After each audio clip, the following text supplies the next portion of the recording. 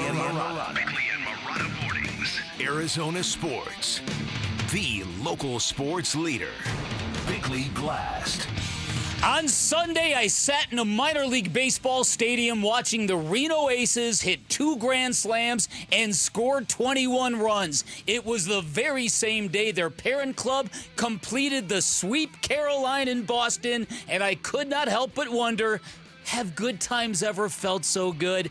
Now, that might sound silly given the team's World Series triumph in 2001, but the Diamondbacks were only 4 years old back then, and baseball fans in the Valley had zero sense of struggle or adversity. Now we do, and we have seen this baseball team rise from the ashes of injury and adversity to become the hottest team in baseball, maybe even the best team in baseball, and that doesn't happen very often in Arizona. We rarely have that perfect mix of committed ownership willing to spend, a visionary general manager, and a manager who excels at creating a supportive culture, and it's all happening now. It rarely happens that we can break out foam fingers and say, we're number one near the end of a regular season, but we're getting close to that point, and that is exciting. So is the idea of stealing a division title from the Dodgers, and can you imagine if the Diamondbacks become a bigger nuisance to Los Angelinos than the cost of living and rush hour traffic? Rejoice, Valley sports fans, it just might happen. All right, today's Bickley Blast brought to you by my great friends at Chapman BMW, who make luxury attainable. Find them online at chapmanbmw.com. Right now, I think they're the best team in baseball. I really do. If someone said, okay, here's $1 million, who are you going to pick? If I picked the Diamondbacks. It's Bob Nightingale yesterday with Wolf and Luke here on Arizona Sports. I got to know, did you get a Tristan English jersey or did you go with Jorge Barrosa? First of all, Blaze Alexander. Tristan English's home run was massive. It was a moonshot. And Jorge Barrosa, I could not believe again in person how small he is. He's not a big guy. No. Did you say hi to Blaze Alexander? Say sorry, we interviewed you an hour before you got... I wasn't there in a media capacity. Oh, okay. I was there in a fan capacity, or I might have had a conversation with them. You had Blaze on right before he got sent down? Like an hour and a half before. Oh, that's right. You were gone. Yeah, we had an epic interview great. with him, and he was great. And then Was like so an hour happy later, to be back in the majors and be part of the team. And they send him down and they bring back Gilmore or something. When the moon hits your eye. Like and I gotta tell you, after spending a weekend in Reno, props to all those baseball players who grind through that. Yeah. It's the biggest It's the biggest little city in America. Vic, I don't know if you've heard that. Yeah. Not a big fan of Reno? No, I'm not. I've never been.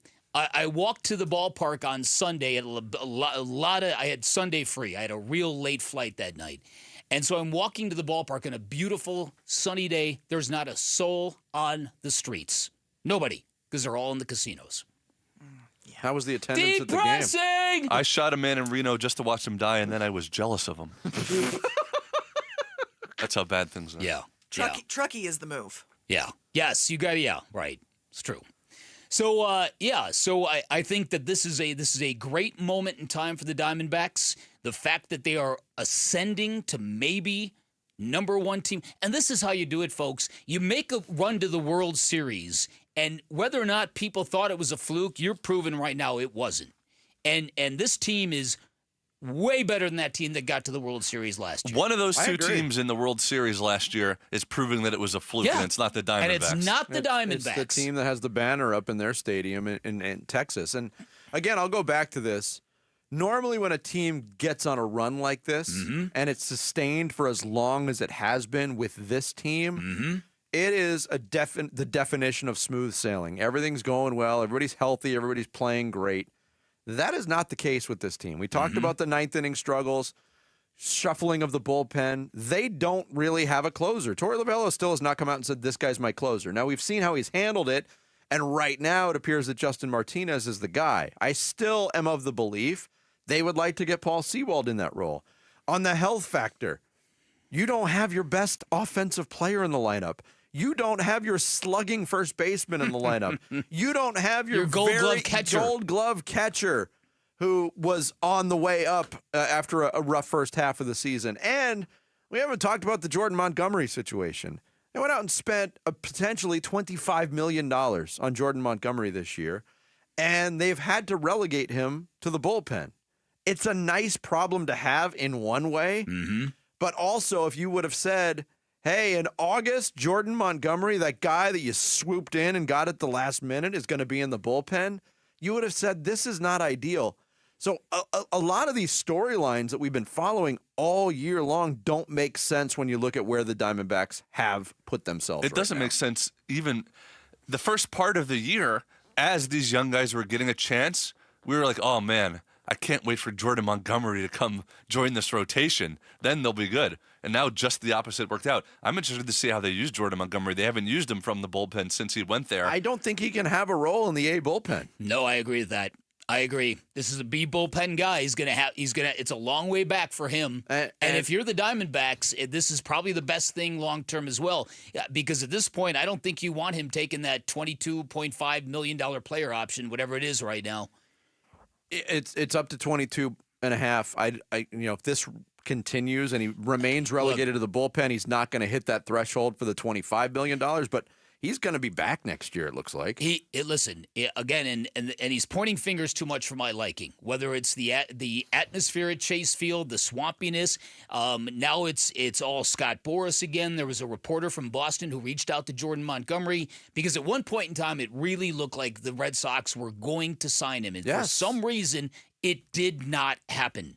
And he told the Boston reporter that Scott Boras butchered it, and it prompted a Scott Boras response. And Scott Boras was above board. Very professional. And he said, look, he's a former client. I'm not going to, if he gives me permission, I can maybe open up and shed some light on this. But Jordan Montgomery early in the season talked about, hey, I didn't have spring training. There was that. Then there was the swampiness. It's like pitching in a jungle. Then it's, hey, Scott Boras butchered my free agency to the point where Blake Snell, who was in the same boat basically as Jordan Montgomery, as Boras clients who were on the sideline for way too long to their liking, Blake Snell's come out and said, I'm sorry he feels that way. Scott's been great in this. He's been open and honest with every offer I had. Look, every situation is different. And I know some people are criticizing Blake Snell, like, don't comment on somebody else's free agency. It's a double-edged sword.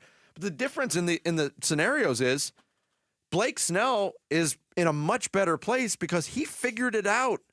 In his first 6 starts with the Giants, he was terrible. In his last 9 starts, he's been otherworldly. Teams are hitting 111 against him in his last 9 starts, so he's obviously in a much better mental place. And that's because for a Delta Bravo, he's a really good pitcher. But for a pitcher, is he a really good Delta? Yeah. So listen, I am intensely excited about these next 2 series because it's a heat check for this team. It's a heat check for this market. It's a good everything. way to put it. It's everything, right? You flex now. You put these 2 teams in their place. I'm